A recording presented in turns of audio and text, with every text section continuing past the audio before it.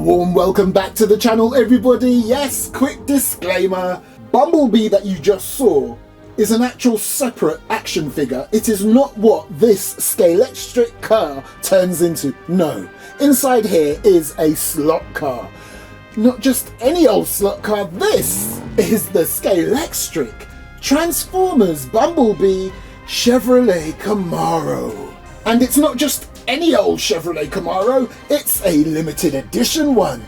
And this time, and this is the lowest number yet I have seen in these limited edition series that I personally have so far, there were only 2,000 made. Oh yeah, and a bit more transparency, there's the action figure. Now, as if you haven't already noticed, apart from me getting slot cars, I love buying and collecting limited edition, almost near impossible or hard to find Scalextric cars, especially ones that are movie based. And oh my gosh, if you think for 1 minute I'm not really a Transformers fan, haha, think again.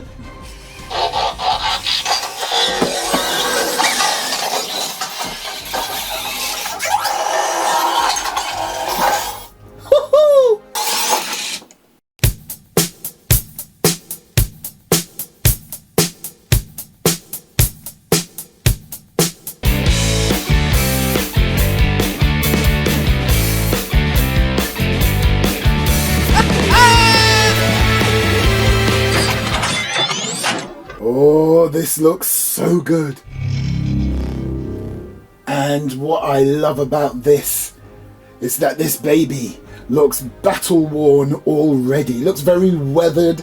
The one thing I will say though, from the get-go, because remember, I say it how it is, no matter how much I love these things. Have you spotted it? No? Well, look at my action figure. Around there, around that area. Look at the artwork on the actual Scalextric box. Now look at this scene from the movie. No way. Now for the love of everything that's holy, Scalextric! Oh, you missed a trick, a huge one. And it's as if you knew you did this on purpose. Look! Why is there only 2 lights? Even on your own Scalextric box, you are showing the full complement of lights. Look, the 2 main headlights there and the additional ones just next to them. Now, I would love to say rant over. No! Look at the back. Look at the back, Scalextric. What are you doing to me?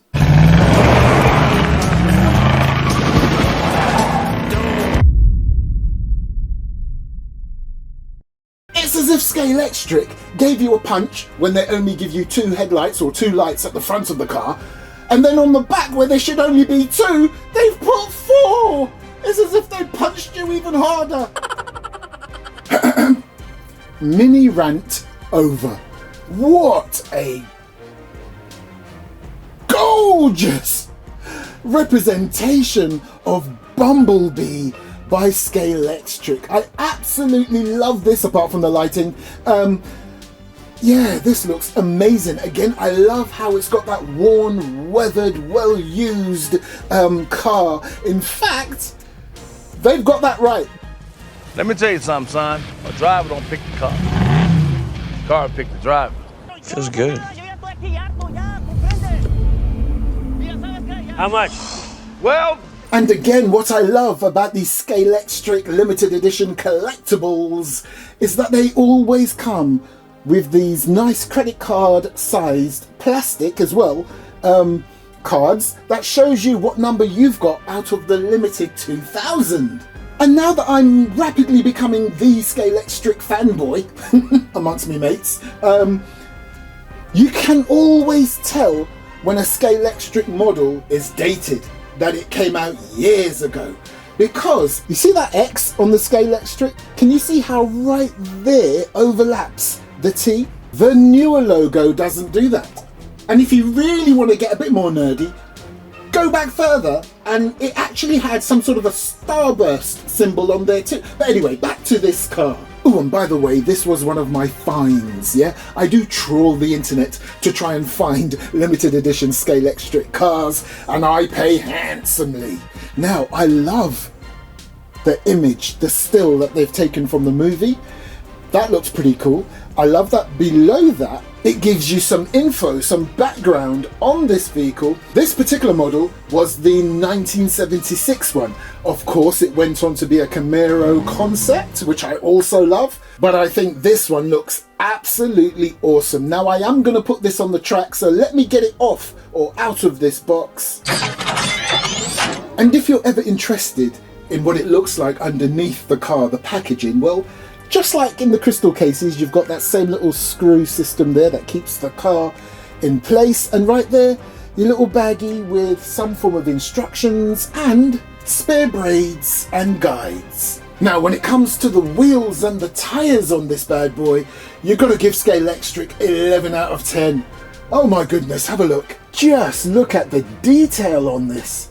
They've even weathered the tyres. This looks amazing. And as you can see there, it's got BF Goodrich, it's got radial TA, just like the real one in the movie. And look at the actual wheel itself. Amazing. Bumblebee? No. Transform back to the car. Thank you. Wait a minute. You had 4 lights at the front. How come you've only got 2? Anyway, no, we've done that. Now, look at this. I don't know if you've noticed this, but they've done a really good job on the actual paintwork. It could have been a lot easier for them to have made this a more toyish look. It looks really good. I mean, they could have done like a really shiny, toyish yellow, but no, they've made this one proper weathered and battered. And if you look carefully, it's even got a nice little sheen to it, only when you shine a light on it though. And I love, even though it's not 100% accurate, I love what they've done to the front. Look how premium the grille and the bumper looks. Looks very nice. And then we get to the back, ignore the lights, and then we get to the back. Loving the license plate there, and oh, look, again, with the weathering and the battering of this vehicle. Look at that, love how that's done there. And you can even see down here at the bottom, that kind of looks like it's simulating the dirt that's been kicked up over a period of time from the wheels. Nice. And again, these wheels. Absolutely love how fat the rear wheels are compared to the front, and some awesome treads on there too. Lovely. Now, I'm quite surprised at this. You know, I prefer an inline motor, because on my new journey back into the wonderful world of Scalextric and slot cars, I have rapidly learnt that an inline motor system is better than a sidewinder, okay? Now normally, when there's lots of detail and stuff going on inside a car, in a Scalextric car, they pretty much nearly always put a sidewinder, because that then leaves them all that room from there to there inside the vehicle to put seats and to put other stuff in there, especially the movie themed ones. However, this bad boy doesn't have anything, because the windows are not see-through, so there's not detail or character detail or anything on the inside, yet it's still a sidewinder. Right, so I love that it actually has a little plaque there that says limited. Nice. It's got the Hornby logo there, and of course, it's from the Transformers movie, and every time Scalextric does a movie-themed or TV-themed vehicle, it's all legitimate, it's all under license, which is brilliant, especially for a collector. And cool, considering I have now entered into the world of digitalness, and quick disclaimer, I'm not ready to unleash my digital side just yet. I'm being confused by the whole system, like trying to get 3 or 4 cars to run on one lane whilst I manually control another. I have searched high and low. But anyway, yeah, I love that it's got a little door so you can turn it into a digital car. Now, just in case somebody wants to point me in the right direction in the comments section, I am using the actual Arc Pro app from Scalextric, And from what I can see, you can only add one sort of pace car or ghost car, whatever you want to call it. I also tried the Magic Arc app. Okay, that's a brilliant app.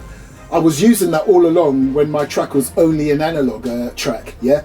But now I've gone digital. I've also tried to add multiple cars as digital automatic pace cars to just whiz around the track on their own whilst I control one car on the other lane. I can't do it.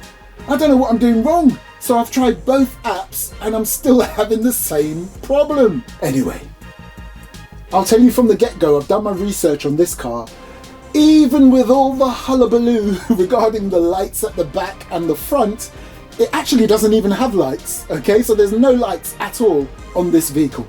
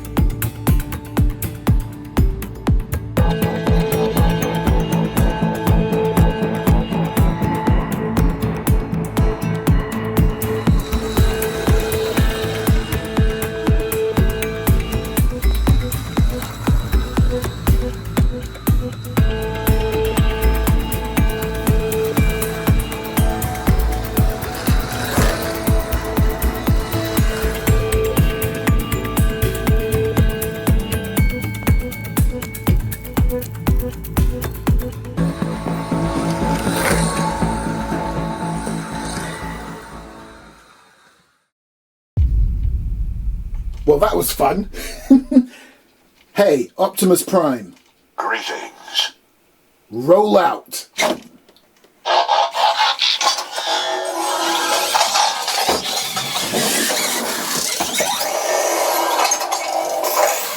Oh, and by the way, just in case you didn't notice, I do not open up limited edition collectibles. No. Not as a collector. Wouldn't do that.